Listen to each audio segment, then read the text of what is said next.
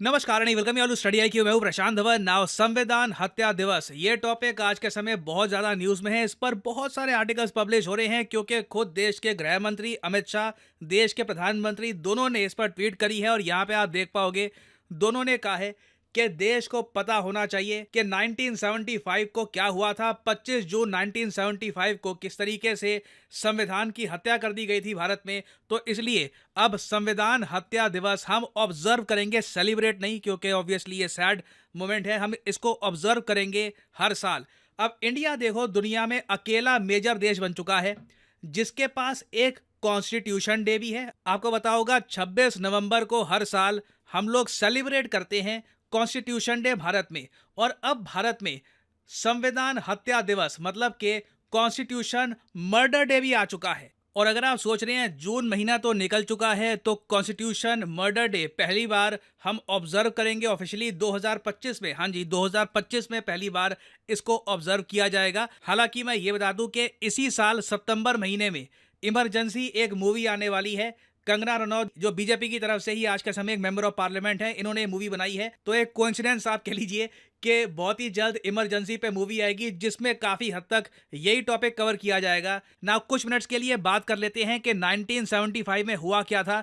उसके बाद मैं आपको कुछ और कंट्रीज का एग्जाम्पल दिखाऊंगा कि किस तरीके से ग्लोबली आज के समय भारत के संविधान को हम लोग कितनी ज़्यादा प्रोटेक्शन देते हैं, इतना हम ऑनर करते हैं।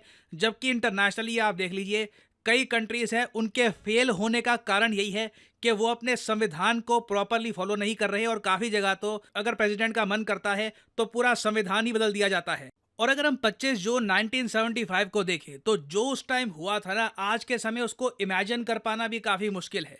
21 महीने तक देश में जो भी आपकी सिविल लिबर्टीज थी सब स्क्रैप कर दी गई थी। पूरे देश में कोई इलेक्शंस नहीं थे, कोई फ्री प्रेस नहीं था, सरकार की कोई भी आलोचना नहीं की जा रही थी। अगर कोई आलोचना करते हुए पकड़ा गया या फिर अगर सरकार को लगता है कि कोई पॉलिटिकल पार्टी है ये कल को कोट एंड कोट खतरा बन सकती है देश के लिए, सीधा उनको जेल में डाल दिया जाएगा। और बेसिकली इंदिरा गांधी के जो भी पॉलिटिकल अपोनेंट थे ऑलमोस्ट सभी को जेल में डाल दिया गया। ये बहुत ज़रा खराब टाइम था इंडियन डेमोक्रेसी का। उस टाइम आप इमेजिन कर सकते हैं जब इनिशियली इमरजेंसी लगी थी और ये 21 महीने तक चली। लोगों को पता भी नहीं था कि ये इमरजेंसी कब तक चलेगी, क्योंकि उससे पहले देश में तो कई लोगों को ये भी पता नहीं था कि देश के संविधान में इमरजेंसी का भी प्रावधान है। ये जो प्रावधान है हमने जर्मन कॉन्स्टिट्यूशन से इंस्पायर होकर डाला था अपने संविधान में। और आप अगर इंडियन कॉन्स्टिट्यूशन के आर्टिकल 352 से लेकर 360 को पढ़ेंगे तो यहाँ पे इमरजेंसी की वेरियस फॉर्म्स के बारे में बताया गया है कि क्या प्रोसेस होगा इमरजेंसी का, इमरजेंसी क्यों लगाई जा सकती है, कौन कौन सी टाइप की इमरजेंसीज होती हैं, ये सारी बातें यहाँ पर लिखी है। और आर्टिकल 352 के अंडर उस वक्त के जो देश के प्रेसिडेंट थे फखरुद्दीन अली अहमद, इन्होंने इमरजेंसी इम्पोज कर दी थी। और उसके बाद देखो पहले तो लोगों की जो सिविल लिबर्टीज है ये खत्म कर दी गई, फिर लगातार संविधान में एक के बाद एक बहुत सारे बदलाव भी किए गए थे, अमेंडमेंट्स। उनमें से सबसे बड़ा बदलाव जिसको आज भी स्टडी किया जाता है एक्सटेंसिवली, ये था 42nd amendment of the constitution of India, जिसको अपने आप में कहा जाता है अब मिनी कॉन्स्टिट्यूशन। इस अमेंडमेंट के अंदर संविधान में बहुत सारे बदलाव लाए गए। जो प्रीएम्बल था उसमें बड़े बदलाव लाए गए। संविधान में सेकुलर सोशलिस्ट जो ये दो वर्ड्स हैं इनको ऐड कर दिया गया।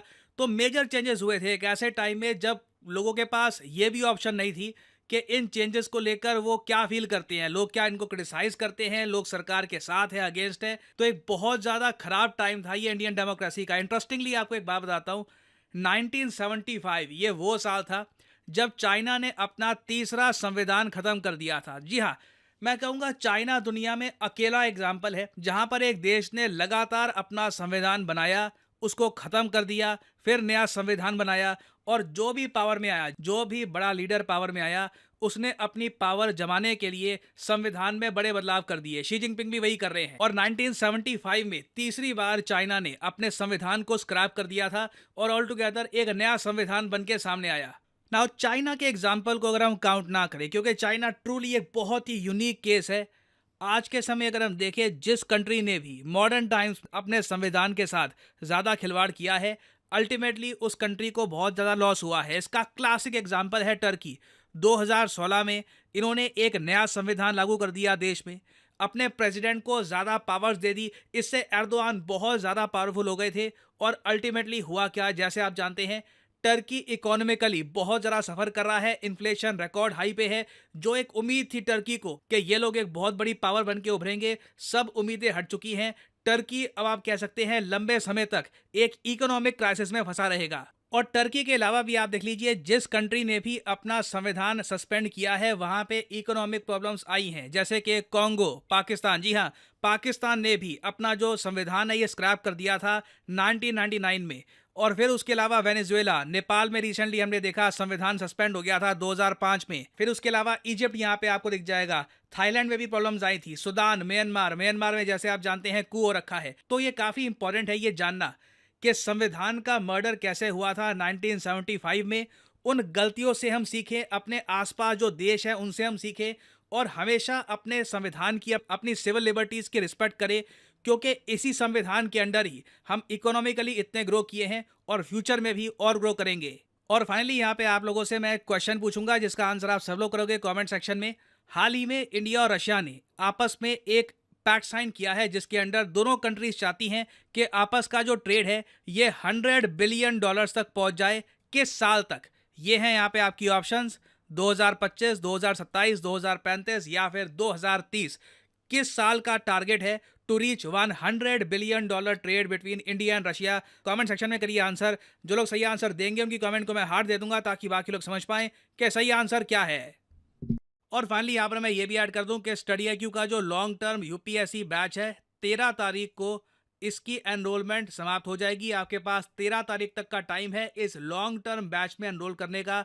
तो कमेंट सेक्शन में जाइए, यहाँ पे आपको मिलेगा लिंक और फिर आपके सामने खुल जाएगा ये पेज। और यहाँ पे आप जो लॉन्ग टर्म कोर्स है, this is specifically designed for students जो मान के चलते हैं कि आने वाले सालों में इन्हें अच्छे से तैयारी करके एक प्रॉपर अटेम्प्ट देना यूपीएससी का। तो इसकी जो वैलिडिटी है इसलिए 36 महीने की होती है। लाइव क्लासेस यहाँ पे आपको मिलेगी, 1-to-1 mentorship, answer writing program, prelims test series और ऑफ कोर्स जो प्राइस यहाँ पर लिखा है ये पे करने की जरूरत नहीं है।